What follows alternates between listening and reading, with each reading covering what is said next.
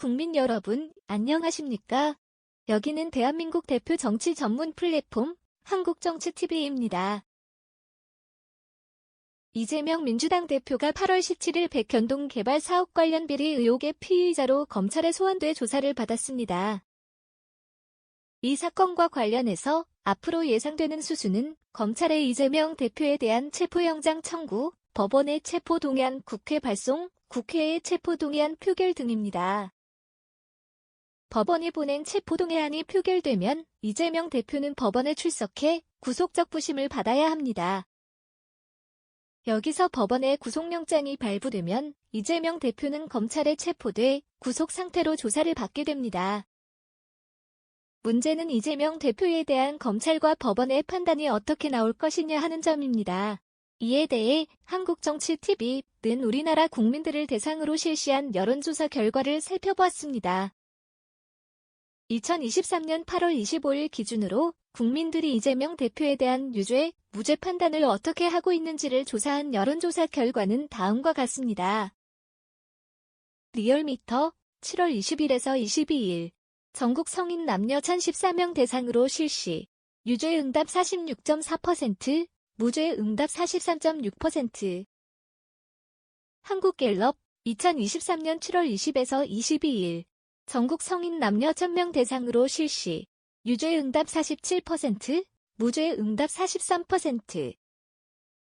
한국사회여론연구소 2023년 7월 20에서 21일 전국 성인 남녀 1000명 대상으로 실시 유죄 응답 49%, 무죄 응답 41%.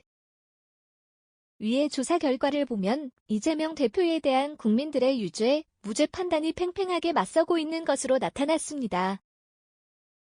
여론조사에서 유죄라고 응답한 비율의 합계는 142.4%였습니다.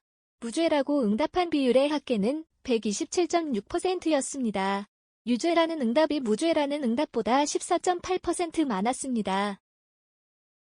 비록 유죄 응답률이 무죄 응답률을 앞섰지만 큰 차이는 아닌 것으로 보입니다. 이재명 대표에 대한 여론은 이재명 대표의 지지율과도 밀접한 관련이 있습니다. 이재명 대표의 지지율이 높을 때는 유죄 응답률이 낮아지고 이재명 대표의 지지율이 낮을 때는 유죄 응답률이 높아지는 경향을 보이고 있습니다. 따라서 이재명 대표가 구속, 기소될지의 여부는 검찰의 수사 결과와 여론의 향방에 따라 달라질 것으로 예상됩니다. 검찰이 이재명 대표의 혐의를 충분히 입증할 수 있고 여론이 이재명 대표에게 불리하게 돌아간다면 이재명 대표가 구속, 기소될 가능성이 높아질 것으로 예상됩니다. 반면에 검찰이 이재명 대표의 혐의를 입증하지 못하거나 여론이 이재명 대표에게 유리하게 돌아간다면 이재명 대표가 구속, 기소되지 않을 가능성이 높아질 것입니다. 이 기사는 구글이 AI 챗봇이 국내 언론 보도, 인터넷 포털에 실린 기사, 유튜브에 올라온 동영상 등을 종합하여 제출한 내용을 참고해서 작성됐습니다. 지금까지 대한민국 대표 정치 플랫폼 한국정치TV였습니다. 한국정치TV는 국내 최초로 탄생한 중립적, 객관적, 과학적, 불편부당한 독립 정치 미디어입니다.